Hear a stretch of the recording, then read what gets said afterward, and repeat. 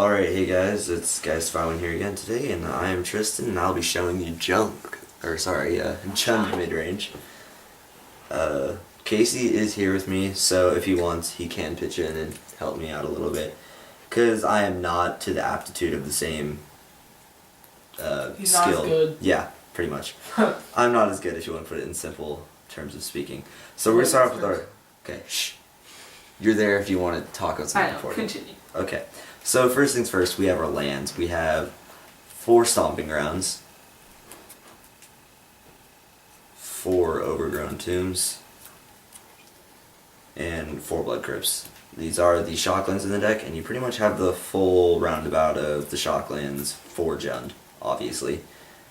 And now we're going to go into our next set of, or type of lands, which I think are called, what are they called, Casey? Tap lands? Something like that. So we got 2 Rootbound Crags, 4 Woodland Cemeteries, one of which is foil. Anyway. And 2 Dragon Skull Summits. And then last we have... is Cavern a utility land? Not really. No, I don't know. So we have 2 Caverns, 2 Cavern Souls, and 2 Castic Wolf Runs. Reason for Castic Wolf Run is just a really nice way to do things with mana that you don't have. So let's say you have... Well, yeah, you don't need. So let's say you have Cyrus Sanity on the field, which I'll go over in a second, and he basically sort of all your cards at your end step, and you just draw into a land, and you just want to swing with Cyrus Sanity and buff it for some stupid amount. Yeah. And then the mana base is just so you round out your card mana. Yeah.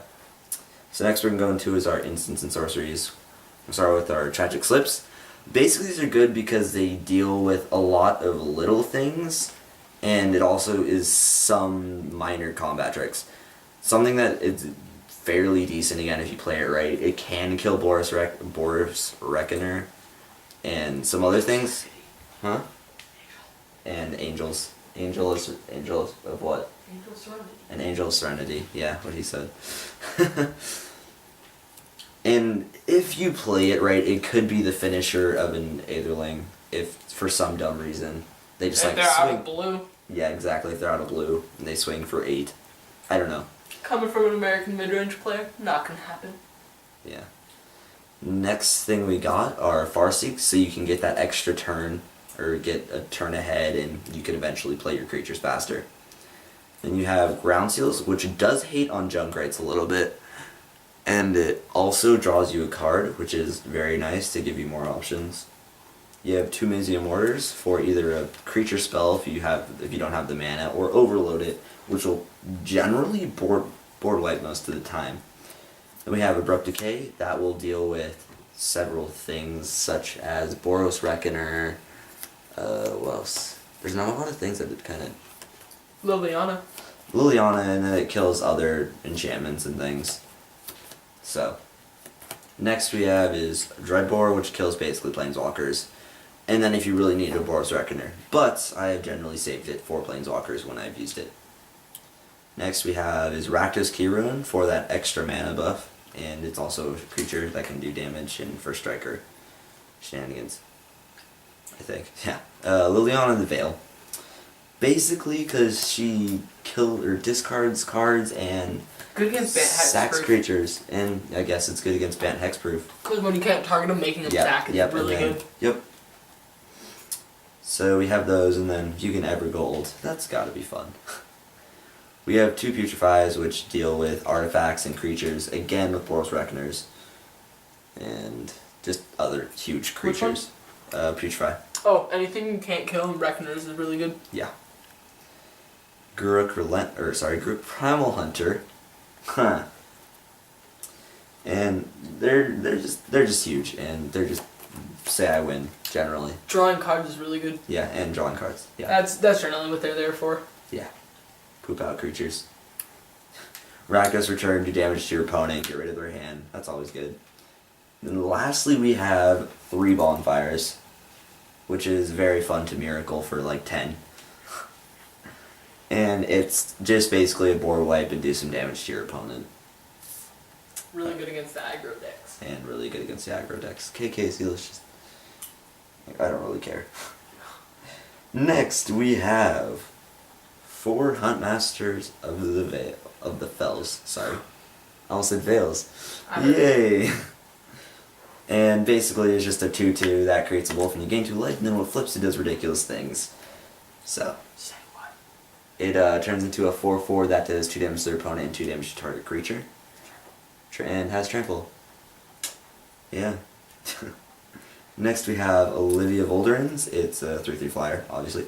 And it deals 1 damage to your creature, which is really nice for pinging and turn 6.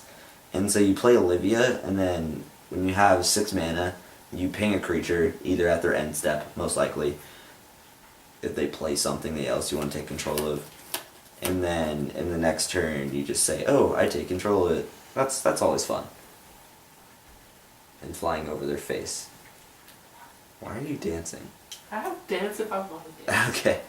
And then we have 4 Thragtusk.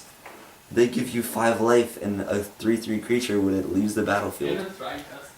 What's not to like about Thragtusk? And next we have Siren Sanity, which basically locks down the board for the deck, and well, generally, unless dealt with, and you have full board lockdown, will win you the game. And then with Castle Wolfrun and a lot of useless mana, you swing for like 10 or 12 or something. And Jund top decks hard. Yeah, and this deck basically top decks hard, and roundhouse kicks to the face over and over and over again until you die. The thing with the Jund matchup, it's basically a roundhouse kicking each other in the face until you just die and faint. Right? Pretty much. Yep. Control decks is okay. I wish it was better against control decks. Should I go to the sideboard, Casey? Nah, it's pretty bad. Yeah. Sideboard's bad, so we're not going to go over that. If you want to do that, just go net deck it or something, or net sideboard. So that's the basic build. I mean, it's not a super complicated deck compared to like American Midrange or any other type of control deck, but it does require some processing of what to play. Huntmaster on turn 4, always before Olivia, because Olivia's a better later game creature, while Huntmaster's good early game. And pretty much the Siren Sanity, don't play that when you're sitting in your hand with like 3 Thragtusks or something ridiculous like that, because you're obviously going to want to have your Thragtusk on the field before you play that. Interesting. What? Jund Mir, if they play Olivia turn 3 or 4, Yeah. you want to play yours to kill it most likely. Unless you have better plays or other Warrants ways it to kill taking it. out that rule? Yeah, but until M14 hits. So until M14, you can play, when you're playing the mirror deck, you can play your Olivia to cancel out, or to kill their Olivia, which is a good idea, if they do play it on turn 4, correct? It also depends on what you have in your hand. Again, yes, everything depends on what you have in your hand. So yeah, that's the basic deck, right? Am I missing anything? No. No. Alright. Well, I'm not ending that for you. You gotta get out from under that camera. You're probably. I'll see you guys later. Have like the video, subscribe, and leave a comment, leaving advice on how to be better, or Adios, mi amigos. yeah. Alright, see you later.